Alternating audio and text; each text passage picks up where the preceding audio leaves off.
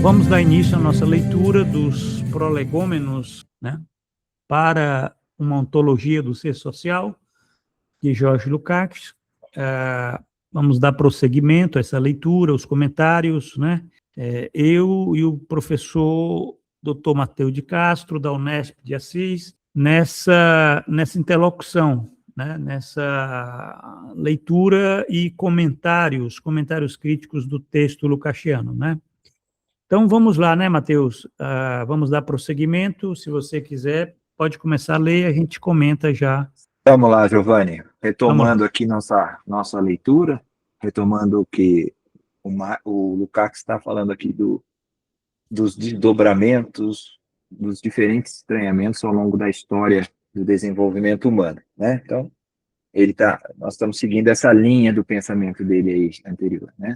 Ele começa o parágrafo assim: mas Marx está bem distante de supervalorizar a importância social de antecipações intelectuais e emocionais, transformadas em atividade das necessidades reais do desenvolvimento. Ele as designou uma vez, resumidamente, como conclusões pouco inteligentes, e não deixa de designar toda manifestação de contentamento na ideologia do mundo moderno como vulgar.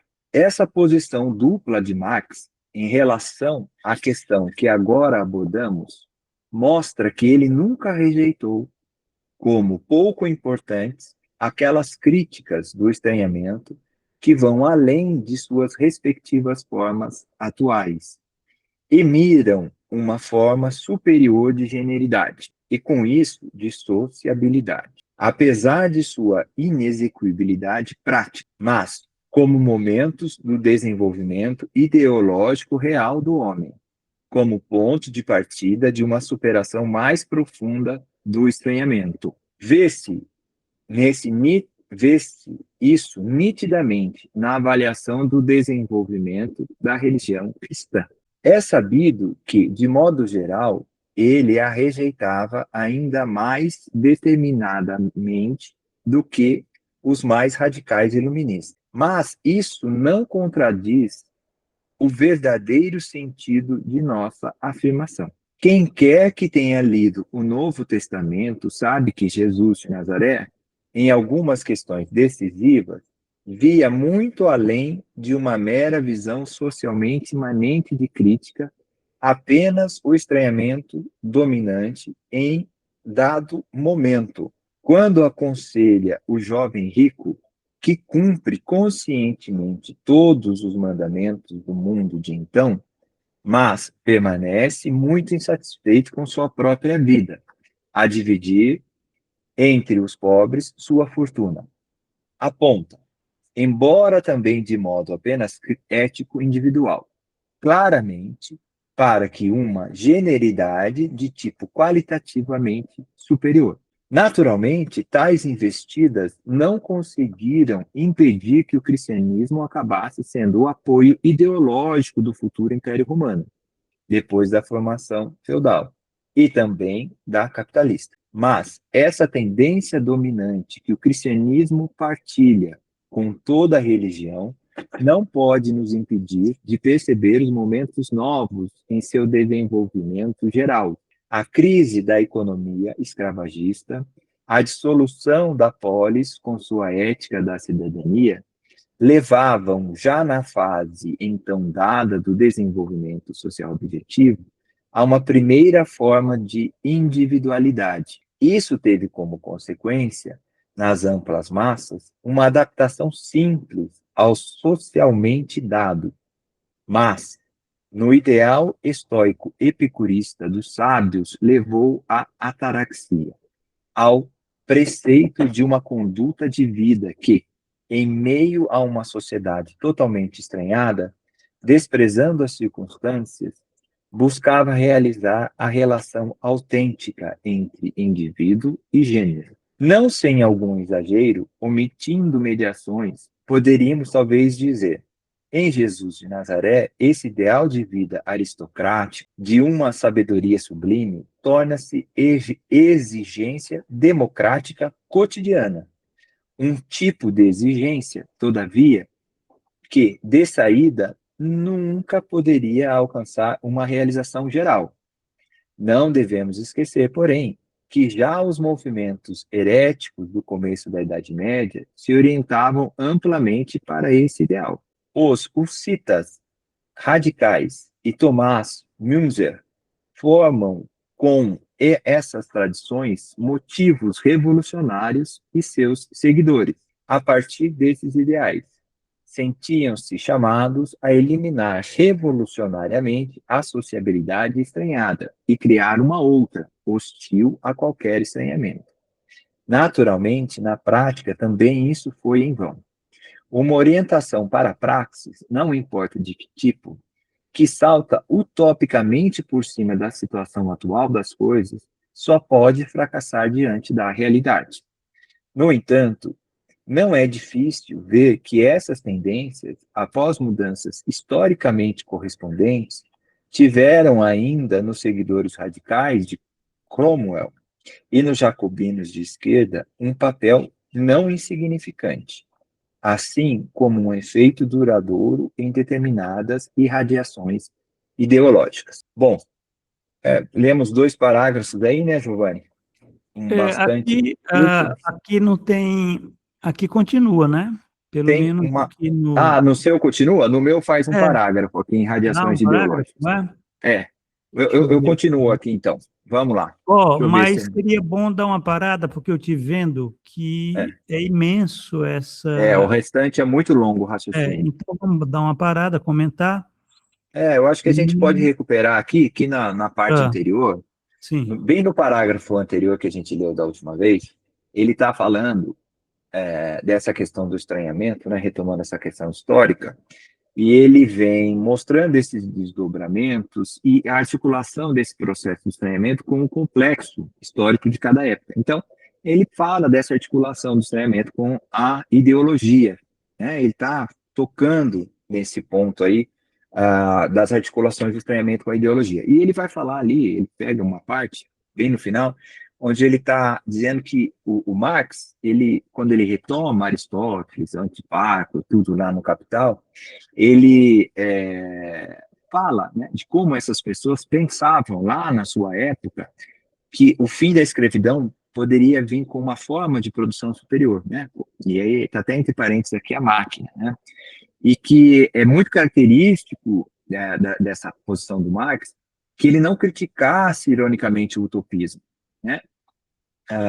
Mas sim que ele criticasse os economistas da sua época que não viram na máquina uma forma de exploração do homem pelo homem, né, de estranhamento. Ou seja, a articulação ideológica, né, desse processo, num determinado momento, é aceitável, no sentido de que ele está buscando, né, uma solução para uma erradicação completa, mesmo que de forma ideológica, né? Apesar de ser ingênuo, vamos dizer assim, né? Ele perceber essa ingenuidade hoje falando, não era no sentido de ser uma utopia, um projeto, uma forma, uma busca por uma alternativa de encontrar. Agora, diante da máquina atualmente, é impossível sustentar, né? Diante da realidade da máquina e do complexo que ela articula na realidade atual, é impossível não falar do estranhamento que ela produz, né? Ou seja, é impossível não perceber como esse produto humano se volta contra o próprio homem, né? Na exploração do homem pelo homem. Então, só retomando aí você pode entrar com seus comentários, que eu fiz essa retomada para a gente colocar os nossos ouvintes para e passo aí com a leitura que a gente estava fazendo anteriormente, né? Muito Vai bem. lá, Giovanni. É importante essa sua... Você está situando aí essa questão e eu acho interessante porque o Lukács, aqui ele fala de Jesus de Nazaré até os Cromwell e os jacobinos, né? Fala em Thomas Münzer, fala em várias posições, né? Posições utópicas, né, vamos dizer assim, que para lidar com essa questão dos estranhamentos, né? Quer dizer, o que ele está dizendo é que o estranhamento ele é parte do próprio desenvolvimento da espécie, né? O desenvolvimento da generidade. Não existe desenvolvimento da generidade sem esse desenvolvimento dos estranhamentos que estão presentes aqui, e que todos esses elementos que ele coloca diz respeito ao Ocidente, né? Quer dizer, falando aqui de Jesus de Nazaré, mas ele fala também nos movimentos hereges do começo da Idade Média, né? Ele fala no Thomas Müntzer que todos esses ideais, né, que buscavam revolucionar a sociabilidade estranhada e criar uma outra, mas que fracassaram, né? Fracassaram diante da realidade, porque essa é a questão. Essa é a questão da praxis, né? O que a gente estava comentando há pouco, a questão essa orientação para a praxis, ela tem que lidar com essa questão, né, da utopia, né? Da utopia, uma questão que está muito presente na própria formação do pensamento de Karl Marx e Friedrich Engels, que eles não fazem apenas uma crítica do idealismo alemão, nem também de Feuerbach, mas eles também criticam o iluminismo e também criticam os socialistas utópicos, né? Quer dizer, você tem toda uma bateria de críticas de formação, quer dizer, como é que se formou o pensamento do Marx e do Engels, né? Com todas essas baterias de críticas.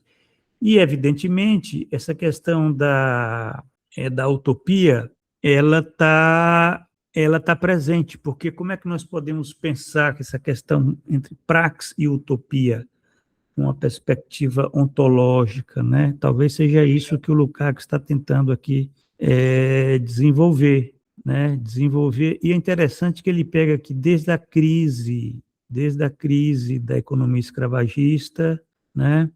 Ele pega a questão do ideal estoico epicurista, ele fala em Jesus de Nazaré, mas Jesus de Nazaré é apenas um ponto no complexo utópico, né, que se desenvolveu naquele período lá da formação da cristandade, né, porque cristianismo é uma coisa, cristandade é outra coisa, quer dizer, você tem aí uma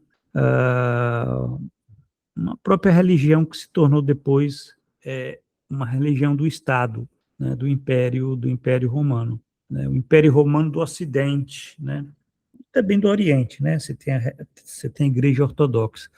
Mas o fato é esse, o fato é que essa é a questão que Lukács está colocando, muito interessante, aquilo que a gente tinha comentado antes, né, quer dizer, se você discute a ontologia de ser social, se você discute a generalidade, os estranhamentos, você está discutindo a praxe, e se falar em praxe, você está discutindo também essa questão, né, das posições utópicas, né, da questão da ideologia, tal. Então, quer dizer, essa é a leitura que eu faço nesse pequeno extrato aqui que o Lukács tenta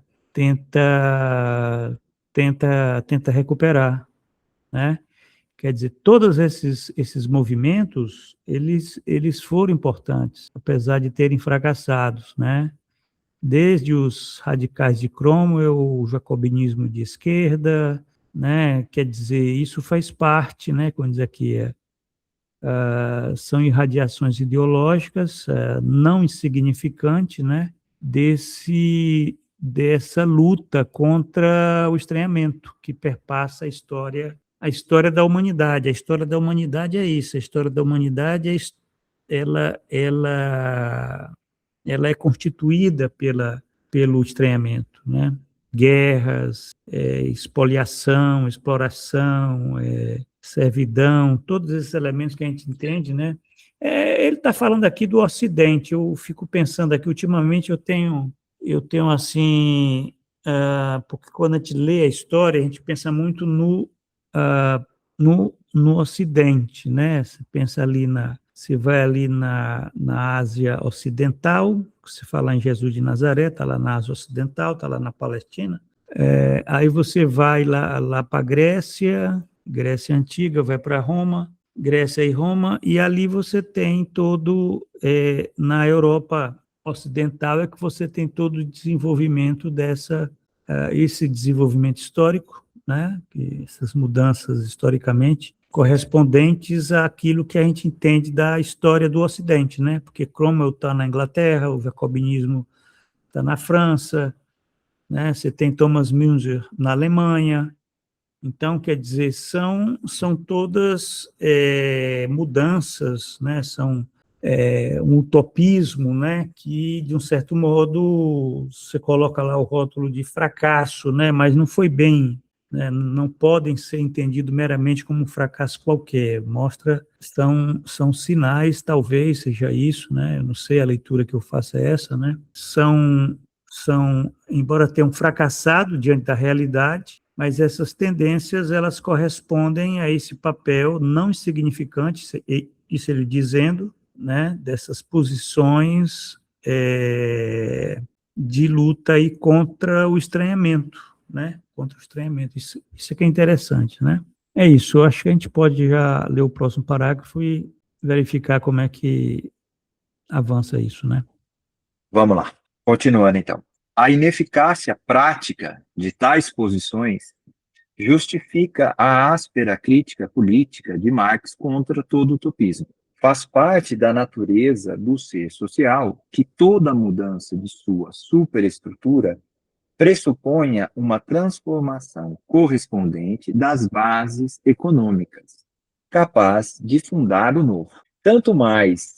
Quanto mais importante for essa mudança. Não é em vão que Marx diz, ao determinar as possibilidades de um reino da liberdade, que ele só pode florescer tendo aquele reino da necessidade, da economia como sua base. Portanto, toda ideologia, por mais decisivamente que seu conteúdo esteja orientado em muitos aspectos para uma generalidade autêntica, tem de permanecer ideologia sem efeito real prático, se não puder acertar contas com as possibilidades existentes na economia, se não crescer intelectualmente além das tendências de desenvolvimento desta última. Mas isso não quer dizer que a ideologia teria de ficar totalmente sem influência nesse processo. Há pouco citamos tendências práticas reais, que, como tais, estavam condenadas ao fracasso social pelos motivos há pouco apontados. Mas, mesmo assim, como ideologias, se tornaram forças que estimularam, como autêntico espírito revolucionário, o fator subjetivo, o anseio da humanidade por uma vida já não dominada pelo estranhamento. Portanto, por uma generalidade que não traz à vida nenhum estranhamento, que atribui ao indivíduo humano tarefas que podem conduzir a uma vida, também pessoal, capaz de trazer substanciosa e real satisfação. Permanece inarredável do pensamento e da emoção dos seres humanos. E como esses complexos de pensamento e sentimento não puderam se externar e se desenvolver nas manifestações práticas de vida e nas atividades humanas, pelos motivos dados, os seres humanos procuram e encontraram os seres humanos procuraram e encontraram um espaço de exteriorização no campo da ideologia pura, isto é, da que não se torna efetivamente ativa no plano social imediato, no plano prático social imediato. Hegel, no seu tempo, tentou caracterizar esse mundo das ideologias como espírito objetivo absoluto, prescindindo do fato de que, para ele, em última análise, estranhamento e objetividade coincidiam, que, portanto, a superação do estranhamento teria que significar a reabsorção do mundo até aqui alienado ao espírito no sujeito-objeto idêntico. Essa essência, portanto, uma utopia logicizante. Hegel erra quando insere a religião no espírito absoluto. Na religião, em determinadas afirmações de Jesus de Nazaré, em determinados tipos de seus seguidores, como o mestre Eckhart, Francisco de Assis, tal tendência também atua, mas, de modo geral, a religião cumpre tarefas práticas extremamente semelhantes às do direito ou do Estado. E, de fato, os movimentos de conservação e justificação da respectiva sociabilidade existente, generidade. E os movimentos heréticos, apesar de todas as diferenças ora reveladas, inserem-se na série de tentativas de modificá-la em termos práticos reais. Interessante aí. Tá? Você tem aí algum comentário? Acho que aqui ele está retomando uma questão metodológica objetiva, né, Giovanni? Desculpa, da questão da intervenção objetiva, né? Por mais que seja importante o fator subjetivo, né? E que o espírito que alimenta o espírito revolucionário, como ele diz aqui, o que ele está, ao meu ver, trazendo aqui é que a religião, que pode, qualquer religião, né, de fato, pode ser vista como uma forma de estranhamento, nesse sentido de uma produção do humano que possa se voltar contra ele, no sentido de não possibilitá-lo o desenvolvimento da sua humanidade de forma plena, né, que é o que a tendência do desenvolvimento humano seria essa, né, na proporção aqui feita pelo Lukács, do desenvolvimento histórico e tal, dos indivíduos. Essa tendência ao desenvolvimento, por mais imbricação ideológica que possa ter, e por mais que isso possa ser importante, se não tiver uma base material, né, que suporte essa ideologia, não vai conseguir ter sustentabilidade, ela não se sustenta, ela não vai conseguir ser executada. E ele vai dizer aqui, quando ele está falando, né, da sociabilidade atual, ele pega a questão dos movimentos heréticos, né, apesar de todas as diferenças reveladas, insere-se na tentativa de modificar, em termos práticos e reais, o status quo, né?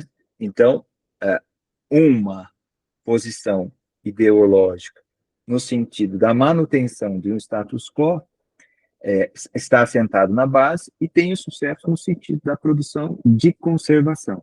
E uma outra, no sentido de buscar a transformação, tem que se inserir na transformação em termos práticos reais, né? Porque a partir do momento que você tem uma base ideológica que ela dá sustentação a uma base objetiva, material, né, para ele aqui, ela está realizando o seu papel, né? Como ferramenta dessa base material. E que a única forma de transformação seria a intervenção não ideológica, mas aí uma intervenção prática. Então, parece que ele vai mostrando, nesse complexo do estranhamento, o papel e as interconexões do complexo da ideologia, né? No fator desse desenvolvimento. Acho que ele vem desenvolvendo um pouco essa ideia aqui para a gente pensar essa interação dos complexos, né? Enfim, essa é a leitura que eu consigo fazer aqui, Giovanni. Tem questões muito interessantes. O Lukács, isso aqui é um manuscrito, né? Os Prolegômenos não é uma obra, vamos dizer, acabada, né? Quer dizer, nem mesmo ontologia de ser social, mas os Prolegômenos, eles são manuscritos, então o Lukács está divagando ali nos últimos momentos da sua vida intelectual. Ele está colocando uma série de questões aí muito interessantes que pode ser desenvolvidas. Você já fez um desenvolvimento, já colocou questões aí que são que são de valor. Eu queria só estar ressaltando outras aqui, né? Tem essa questão de que, olha só, a ideologia, né? Quer dizer, a ideologia, ela só vai ter efeito real, prático, se ela acerta contas com as possibilidades existentes da economia. Quer dizer, a questão das tendências de desenvolvimento da economia. A economia, ela é a base, essa é a visão materialista, né? Quer dizer, você não pode ter uma posição utópica, né? Quer dizer, a posição utópica, ela, inclusive, ela se caracteriza por essa, por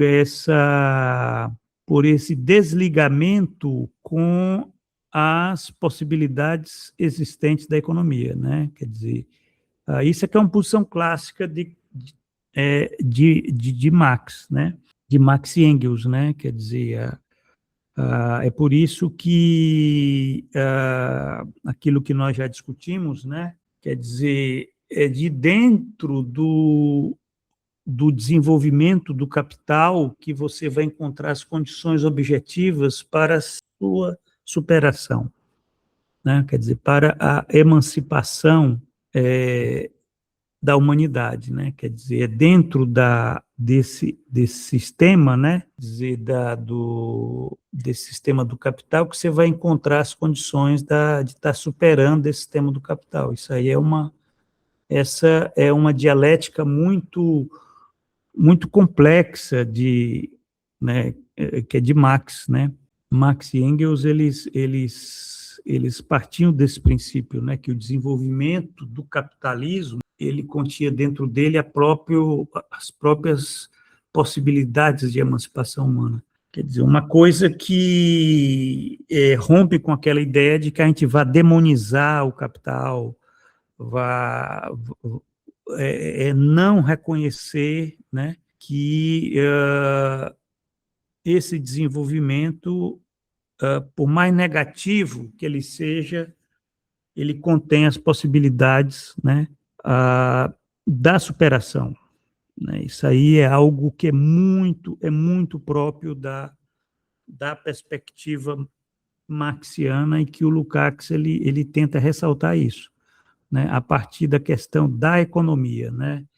Quer dizer, não adianta pensar o reino da liberdade se nós não entendemos o florescimento, como é que tá, de um reino da necessidade, né, como sua base, né? Quer dizer, isso é muitas vezes você tem muito isso no idealismo, né? O idealismo ele pensa muito na emancipação, na revolução, no socialismo, no comunismo, né? Mas não olha para a economia política, as condições reais, práticas, né? As possibilidades existentes da economia, né? Isso caracterizou muito todo o movimento socialista nos últimos 200 anos, né?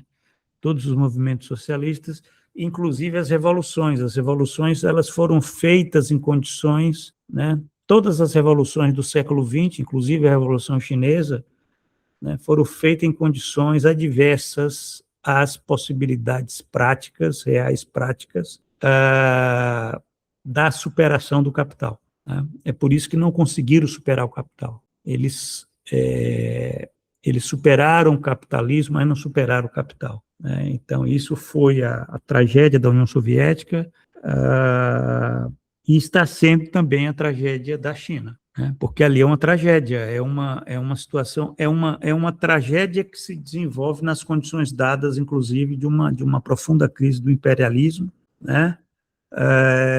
E como é que vai se desenvolver essas tendências, né, que você encontra hoje mais desenvolvidas no caso da China, né? Não apenas da China, mas da Coreia do Norte, de Cuba, né?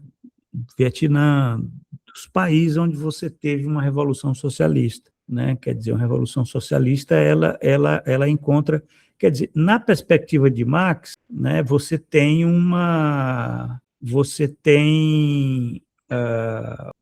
desafio aí, né? Eu falo em tragédia, né? Porque a tragédia ela se dá por essa contradição, né? Entre você ter né, tarefas que o indivíduo humano pode conduzir, né, tarefas que podem conduzir a uma vida também pessoal, capaz de trazer verdadeira e duradoura satisfação, né, que diz respeito a uma questão inarredável do pensamento, da emoção dos seres humanos, quer dizer, daqueles que fizeram a revolução. Você tem você tem um fator subjetivo aí que está operando, né, porque isso é algo real, tanto em 1917, 1949, 1959, né, quer dizer, todas as revoluções do século XX, né, elas se dão nessa dimensão de uma nostalgia. Ele fala nostalgia da humanidade por uma vida já não dominada pelo estranhamento, né? Quer dizer, por uma vida que consiga romper com o estranhamento, né? Isso daí é um fator subjetivo muito importante. Mas, ao mesmo tempo, você tem essa questão dessa pergunta: será que as possibilidades existentes da economia, né, o desenvolvimento da economia no plano prático, social, imediato, elas foram, né, elas conseguiram, de fato, dar uma base para esse fator subjetivo, né? Essa é a grande questão, né? Essa é a grande questão. Agora, é uma questão que ninguém pensa assim. Quando você faz a revolução, você não pensa se eu vou ter que primeiro aqui calcular, ver se as condições da economia elas vão estar favoráveis ou não. Não. Você tem aí um processo, né? Quer dizer, a história ela se faz sob as condições de uma exteriorização no campo da ideologia, né, da ideologia pura, no sentido mesmo daquilo que diz respeito à escolha né, e que depois é que você vai ver, né, se de fato o que é que vai dar aquilo, né? Isso aconteceu em 1917, aconteceu em 1949, né, você tem Lenin, tem Mao, você tem Fidel, quer dizer, você tem todos esses fatos históricos para mostrar que essas pessoas elas foram movidas, né? Elas foram movidas por uma nostalgia, por uma ideologia, né? Que tem esse vínculo muito forte com com a necessidade de uma vida livre do estranhamento, né? Mas o que é que aconteceu depois, né? Quer dizer, esse é o problema da praxis na perspectiva da dialética materialista, né? Na perspectiva da dialética idealista, é outra história, né? Ele próprio fala aqui que Hegel, ele chega a dizer uma utopia logicizante, né? Quer dizer, uma utopia logicizante, ela, evidentemente, ela não tem problema, né? Porque ela é ascendente, o espírito ele se realiza. Você tem aí, inclusive ele fala aqui na questão né, do espírito absoluto, né, onde inclusive insere a religião nisso como espírito absoluto, mas o fato é esse, o fato é que você não tem problema nenhum nessa, né, quando você pensa a praxis do espírito em Hegel, né? Você tem problema quando você pensa a praxis, né? A praxis vamos dizer, das escolhas, das individualidades em Marx, né? Você tem problema muito, você tem que lidar com questões que são... Então, eu penso que Lukács, ele se aproxima muito daquilo que a gente estava até conversando aqui. E é interessante que ele diz, olha, a religião não faz parte do espírito absoluto, não, hein? A religião, ela, tal como o direito e o Estado, ela está naquela esfera lá das tarefas práticas. Isso é muito interessante, né? Isso é muito interessante. Agora, é claro que, para Hegel, né, ele insere a religião no espírito absoluto, porque para ele a utopia é logicizante, né? É uma questão lógica, do desenvolvimento do espírito, não tem problema nenhum, se realiza ali, né? Quer dizer, essa é a grande questão, né? Essa é a grande questão do socialismo, vamos dizer, né? Como você viu falar, Engels falava, socialismo científico, né? Socialismo científico, né? Quer dizer, o socialismo científico também não é muito tranquilo, né? Se você dizia, não, mas o socialismo utópico, ele é muito fácil, porque você tem aquela utopia na cabeça, você tenta realizá-la na vida prática, né? Real ali, é uma questão de, né? Mas o socialismo científico, ele é muito mais complexo, ele é muito mais difícil, porque você tem a ideologia, você tem essa, né? Ele fala nostalgia, que interessante, mas você tem essa vontade coletiva, né? Aquilo que Gramsci falava, né? A vontade coletiva, você tem essa necessidade, vamos dizer, de, né, quer dizer, um indivíduo que busca uma vida, né, satisfatória, né, que rompa com o estranhamento, né, e que ele muitas vezes, nós que já lemos as bases ontológicas, a gente viu lá que os indivíduos eles são empurrados pela necessidade, né, eles são empurrados pela necessidade sob pena de eles irem à ruína, né. Isso é que é interessante, né, como é um dos pontos que Marx até vai dizer, olha, o socialismo ele é uma necessidade, né? Ele é uma necessidade. Ele é uma necessidade porque ele empurra as individualidades, mas as questões elas são mais complexas, porque o fato de ser uma necessidade não quer dizer que você tenha um determinismo, né? Tal como em Hegel, né, que aonde aquele movimento do espírito ele também ele tinha essa dimensão necessitarista, né? Em Hegel você, como tem a utopia logicizante, né? Uma utopia logicizante é aquilo que diz se 2 mais 2 é 4, 4 mais 4 é 8, mas na história não é assim, né? Na história você vai fazer as contas, 2 mais 2 é 4, mas de repente você vai ver que 4 mais 4 não é 8, né? Você tem aí questões que são inarredáveis, né? E isso é que caracteriza esse outro lado da ontologia do ser social, que nós lemos as bases ontológicas, e é aquilo que eu te falei, Matheus, que nessa dialética do trabalho em Lukács, você tem um lado que eu considero muito, né, quer dizer, uma coisa meio sinistra, no aspecto de que os indivíduos agem, tudo bem, eles agem, mas eles não dominam as circunstâncias e eles não dominam o resultado das suas escolhas, né? Quer dizer, se eles não dominam as suas circunstâncias, eles como é que eles vão estar levando em consideração essas possibilidades existentes da economia, né?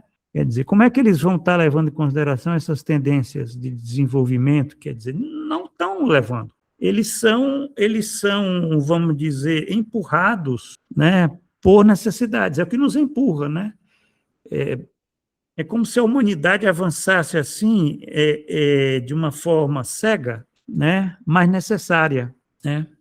Não sei como conciliar essa questão né, como é que é essa coisa, né? Quer dizer, é necessária, mas ela é cega, no sentido de que você não tem esse necessitarismo, né? Que eu diria que é o ponto que está presente nas bases ontológicas. Nós que lemos o texto das bases ontológicas da atividade do pensamento do homem, lá naquelas reflexões lá, né, aquela dialética ali do trabalho, ela é muito interessante, porque é o Lukács ele tentando romper com essa visão teleológica né, quer dizer, você não tem teleologia na história, né? você não tem teleologia na história, mas você tem posições, você tem o pô teleológico nas escolhas das individualidades, né? E aí, como é que fica? Como é que a gente vai, né? Quer dizer, é essa diferença, que é uma diferença que a gente pode estar calculando um delta X, né? Que é, na verdade, a história humana, né? Quer dizer, que é a vida, né? Não é só a história humana, é a vida, é a ontologia da vida cotidiana, né? Que é a vida cotidiana é isso, a vida cotidiana você faz, muitas vezes você age sob, né, sob circunstâncias que você não tem conhecimento, né? E que as escolhas, muitas vezes, que você faz, você não sabe, né? Você não domina os resultados dessas escolhas, mas você é obrigado, muitas vezes, a agir, né? Eu acho que é isso, eu não sei se deu para entender isso mais uma vez aqui, eu estou enfatizando essa dialética, né, a dialética do trabalho, né, que o modelo é o trabalho, né, o modelo da praxe social qual o modelo da praxe social? É a dialética do trabalho, então na praxe social você tem isso, e quando se fala praxe social é todos esses elementos. Isso é muito interessante. Eu acho isso muito interessante. Se a gente for pensar Jesus de Nazaré, nós vamos ter uma discussão muito interessante isso daí, né? Porque como é que era? Como é que era aquela dialética ali né, de Jesus, né? Que Jesus ele é o Filho, né? Se encarnou, né? É o Espírito, né? De Deus encarnado. Que ele cumpre lá uma tarefa, né? É uma tarefa inarredável, né? Que inclusive ele próprio ele é conduzido por aquilo. Você tem um elemento ali né, de um necessitarismo naquele movimento ali, que talvez isso explique toda essa questão né, a presença dessa utopia logicizante no idealismo alemão, que é muito influenciado pela vida de Jesus, né? Se a gente for ver ali, a vida de Jesus, ela tem uma influência muito grande no idealismo alemão, né? E a vida de Jesus, ela tem uma dimensão de uma utopia logicizante, porque é como se houvesse ali uma lógica naquele movimento, né? Jesus sabia, ó, aquele dali vai me trair, o galo vai cantar 3 vezes, eu vou, né? Quer dizer, havia toda uma, né? E ainda vou ressuscitar no 3º dia, né? Quer dizer, havia todo uma necessidade naquilo, né? Mas a história não é isso, né? A história não é, ela não tem ela rompe com essa, né? Então, isso é que é interessante. Quer dizer, agora, o que é que fica em termos de valor na vida de Jesus de Nazaré? É exatamente essa questão de que o Lukács está colocando, né? Essa questão da nostalgia, né, da humanidade por uma vida já não dominada pelo estranhamento, né? Que, inclusive, na figura aqui né, ele faz até referência aqui a essa figura né, que está no Evangelho, né, segundo São Mateus, lá que tem o rico, né, que está querendo entrar no reino dos céus, e quer dizer, ali é uma nostalgia, da humanidade. Eu acho muito interessante, Lucas, a nostalgia da humanidade por uma vida já não dominada pelo estranhamento. É como se houvesse em cada um de nós essa nostalgia, mesmo que nós não saibamos, né? Segundo uma generalidade que não traz à vida nenhum estranhamento, né? Que atribui ao indivíduo humano tarefas que podem conduzir a uma vida capaz de trazer verdadeira e duradoura satisfação. Quer dizer, olha que coisa, que frases maravilhosas o Lukács está escrevendo aqui. Ele está dizendo coisas assim, olha, isso é parte, né? Eu não vou exagerar e dizer que é parte da essência humana, mas eu poderia dizer que sim, dentro de uma perspectiva humanista, né? Eu poderia dizer que sim, que isso é parte, né, dessa complexo de pensamento e sentimento, né, que fazem parte das manifestações práticas de vida e nas atividades humanas. Eu não sei se ficou claro, então, se você quiser comentar isso que eu falei, que eu divaguei muito aqui, eu acho que eu falei demais, mas vamos lá. Bom, eu acho que você traz bastante pontos importantes aí, Giovanni, e eu estava lembrando das bases do pensamento lá, da atividade do homem, onde o Lukács vai falar que o momento de superação seria o momento onde o trabalho se tornasse ele uma carência humana, né?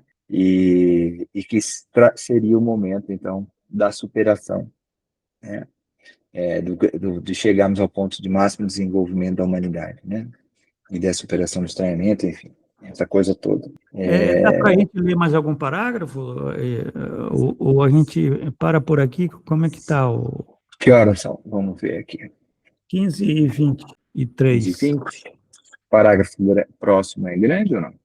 Não, o parágrafo próximo ele é do tamanho um pouco menor do que o parágrafo que foi lido Então anteriormente.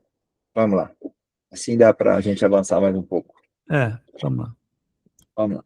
Então, em contrapartida, em toda parte onde houve um razoável avanço, o desenvolvimento social desenvolveu ideologias convocadas a atuar de modo puramente ideológico, sem haver nem mesmo a possibilidade de um aparato de coerção. A possibilidade e a exigência da coerção caracterizam o espírito objetivo de Hegel. É claro que, com isso, se faz referência às grandes filosofias e importantes obras poéticas. Aqui, evidentemente, também não será possível desenvolver essa questão. Ela pertence ao complexo de problemas do desenvolvimento concreto das atividades humanas. Apenas para nos aproximarmos com maior concreticidade do problema que aqui estamos discutindo, lembremos que a cultura europeia inventou um gênero próprio de poesia e, no curso de milênios, a produziu sempre renovadamente. E sua essência consistia em apresentar a inexequibilidade prática atual da genialidade autêntica, não mais estranhada, precisamente como algo não execuível na prática, mas, ao mesmo tempo, como tarefa superior, execuível para a vida humana, corretamente conduzida. Referimos-nos à forma literária da tragédia. Sua indestrutibilidade no desenvolvimento da história é um fato. Mas vale lembrar que seus grandes autores, desde o começo, compreenderam muito bem seu mandato social. Lembremos Sófocles, cuja Antígona, exatamente em seu fim necessariamente trágico, é representante dessa tendência. E o autor a defronta com sua irmã Ismênia, para mostrar como o tipo trágico se destaca por princípios e qualidades em todas as questões daqueles que, na máxima sinceridade, aprovam a genialidade prática então existente. A unidade inseparável da ação correta e de alto significado para o gênero humano e da necessária derrocada pessoal assume em Shakespeare uma formulação poeticamente precisa. O seu Hamlet, depois de ter uma visão, do espaço de ação que lhe é prescrito em sua vida futura, diz: o tempo saiu dos trilhos, vergonha e desgosto que eu tenha vindo ao mundo para endireitá-lo. Seria... Pode falar. Olha, aqui para, né? Aí continua. Aqui continua, mas a gente pode fazer uma parada aqui. A gente pode parar aqui, né? A gente pode parar aqui esse parágrafo, porque... Mas se bem que pode continuar, porque eu estou vendo que são só umas 8 linhas a mais, e aí eu acho que fecha. Vamos lá. Vamos lá. Seria sair muito de nosso quadro se tentássemos descrever como esse sentimento domina a tragédia de várias formas. Milênios a fio, como o grande problema social aqui levantado influenciou profundamente não apenas a poesia, mas toda a arte, de Cervantes a Tolstói, de Rembrandt a Beethoven, etc. como atuou exatamente na visão de mundo dos pensadores socialmente mais importantes, enriquecendo-os. Quero apontar aqui apenas a importância que teve para o próprio Marx a leitura sempre repetida dos trágicos gregos e de Shakespeare, e para Lenin, de Pushkin e Tolstói. Perfeito, olha só que ele está falando da tragédia. Eu fiz referência à tragédia, eu nem imaginava que ele fosse colocar isso como sendo uma parte constitutiva, né, o tipo trágico da praxis, né, da praxis correta e de alto significado para o gênero humano, esse vínculo aí com a necessária derrocada pessoal é uma coisa realmente espetacular. Parece que ele vai para a literatura, né, para pensar isso, mas é na vida cotidiana, né? É tipo assim, você não tem, né? Você não tem um julgamento final, entendeu? Você não tem um julgamento final. Você pode ter uma ação correta, mas você pode ser condenado, né? Você pode estar condenado, como o próprio Hamlet, né, fala aqui, né? Vergonha e desgosto que eu tenha vindo ao mundo para endireitá-lo, né? Quer dizer, nada garante que vamos ter um final feliz. Essa é a coisa da tragédia, a forma literária da tragédia. E ele está falando aqui, a gente está falando na questão da praxis, né, das atividades humanas, tal. E aí ele foi aqui para a literatura, a forma literária da tragédia, né?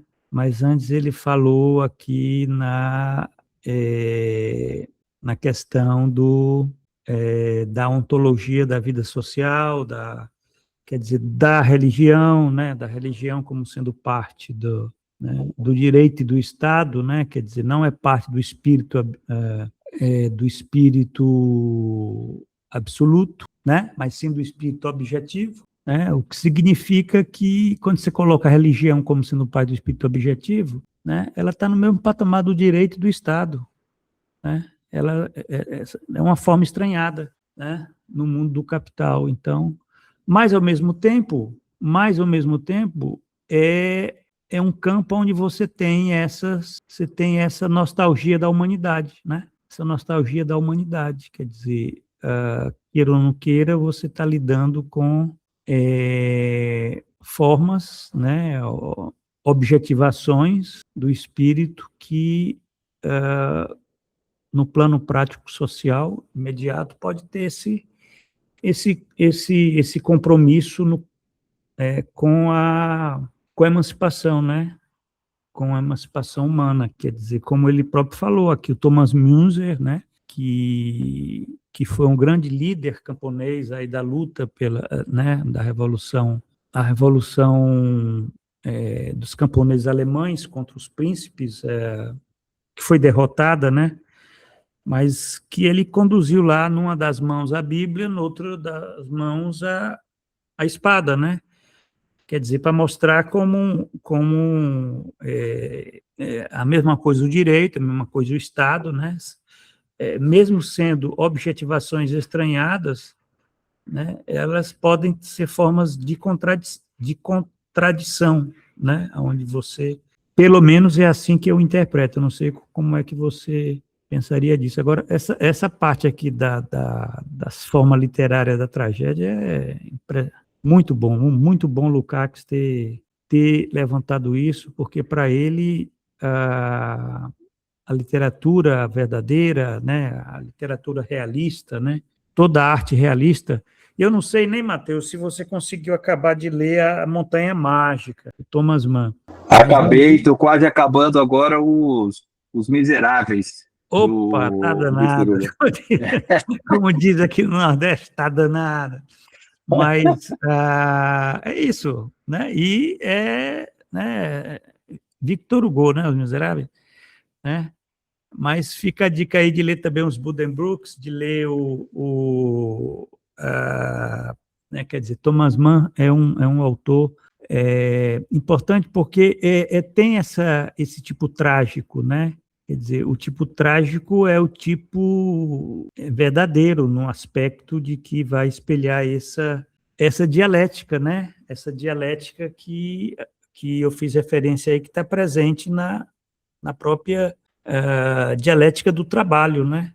Porque é uma tragédia você ter que agir nessas condições, né? Quer dizer, mas você nasceu, você está no mundo, então você tem que escolher. Só que você não domina todas as circunstâncias da tua escolha, nem os resultados dessa escolha. E aí, como é que fica? Isso é uma tragédia, né? E é uma tragédia que ela se manifesta muito no caso da praxis emancipatória, porque aí ela é mais complexa, né? Porque ela não pode ser meramente, a praxis emancipatória não é ideologia pura, né? Não pode ser ideologia pura, não pode ser uma utopia no sentido negativo, né? Que você não leva em consideração as condições, né? Quer dizer, você tem que ter uma perspectiva materialista, senão não teria sentido você ter surgido o marxismo, né? Porque o marxismo ele é exatamente isso, ele é tipo assim, é pé no chão, né? Quer dizer, quem é marxista tem pé no chão, né? Não pode ficar delirando com utopia, imaginando coisas que eu vejo muito nesse pessoal aí que são, né? Tem uns lucasianos que eles eu não os considero marxistas, né? Porque o marxismo, pelo menos que eu entendo, né? O marxismo no sentido de uma perspectiva materialista, né? Tem que levar em condições tem que fazer análise concreta, né, da situação concreta, né, tem que levar em consideração todas essas determinações. Então, eu vejo muito assim, as pessoas falando em Revolução Brasileira, né, como se fosse assim um ideal, né, é um ideal que eu penso assim, que quer dizer, não problematiza, né, não coloca problemas, porque, na verdade, você tem uma tragédia, né? Quer dizer, aqui no Brasil você tem, é por isso que aquele meu livro lá, O Estado Neoliberal, né? Ali é uma tragédia histórica, né? Aqui no Brasil, o Estado Neoliberal. Ele é uma tragédia histórica porque todas aquelas condições que foram colocadas lá, né? Quer dizer, um país que foi corroendo as próprias condições de sua própria emancipação, né, que algum dia chegou a ter, em algum momento, chegou a ter mais do que em outros momentos. Né? Agora, que, evidentemente, dentro da análise materialista que nós possamos fazer, né, o que a gente verifica é uma tragédia.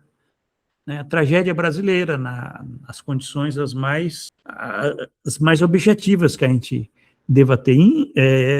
Eu sei que é duro, eu sei que às vezes a gente quer, né, porque aquela coisa de ter a esperança, de vamos, né, quer dizer, mas isso, de um certo modo, rompe com aquela perspectiva, né, de que nós temos que ter uma imagem de mundo que leve em consideração, né, essa situação concreta, específica de que nesses últimos 30 anos você tem que reconstruir essas condições de emancipação na sua forma, vamos dizer, ainda muito preliminar, né? Quer dizer, você criar condições para que você possa ter um projeto de nação, né? Não estamos falando nem em socialismo, né? Agora, ao mesmo tempo, para ter esse projeto de nação, você tem que fazer a revolução social. Não dá mais para esperar, por exemplo, em você ter uma revolução burguesa, né? Quer dizer, esse foi o grande problema da esquerda, né? A esquerda, ela ficou durante muito tempo imaginando que o que faltava no Brasil era uma revolução burguesa que pudesse ter uma etapa democrática, né, uma etapa democrática popular, que pudesse ter uma frente ampla, que pudesse instaurar uma democracia, né? E vem toda aquela visão que o PT acabou incorporando, mas estava também no PCB, né? De ter essa perspectiva né, de imaginar que você tem uma burguesia que tenha compromisso com essa né, endireitar o Brasil, né, no sentido de consertar o Brasil, de ter um projeto de Brasil, tal. Mas na verdade você não tem mais, você não tem essa burguesia, né? Quer dizer, isso aí é um idealismo, é uma idealização, né, para falar que pode ser até de má fé, né? Agora, se você não tem uma burguesia, o que é que você tem que ter? Você tem que ter um proletariado, né? Você tem que ter um proletariado, você tem que ter uma classe subalterna, né, que consiga ir além dessa condição de subalternidade, enfim, é tudo aquilo que está que o Gramsci coloca como sendo uma condição necessária, né, inclusive para ter a disputa da hegemonia, tal, etc. E tal.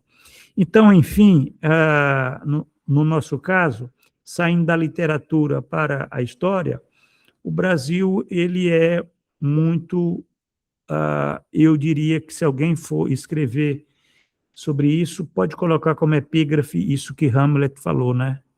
O tempo saiu dos trilhos, vergonha e desgosto que eu tenha vindo ao mundo para endireitá-lo, né? Quer dizer, isso daqui se vale muito para essa geração, né? Tanto para a nossa geração, como para a tua geração, como para a geração dos nossos filhos. Porque se eles tiverem esse compromisso de consertar, né, o Brasil vai ter que primeiro decifrar essa tragédia brasileira. É isso daí. Eu concluo por aqui, Matheus. Se quiser mais alguma coisa aí, fica à vontade. Não, Giovanni, para mim tá bom também. Já alcanço o meu teto aí, tá excelente. Obrigado mais uma vez aí. Tá bom, tá ótimo, obrigado. E deixa eu só concluir aqui. Eu queria só falar 2 palavrinhas contigo. Vamos lá. Fechando isso daqui.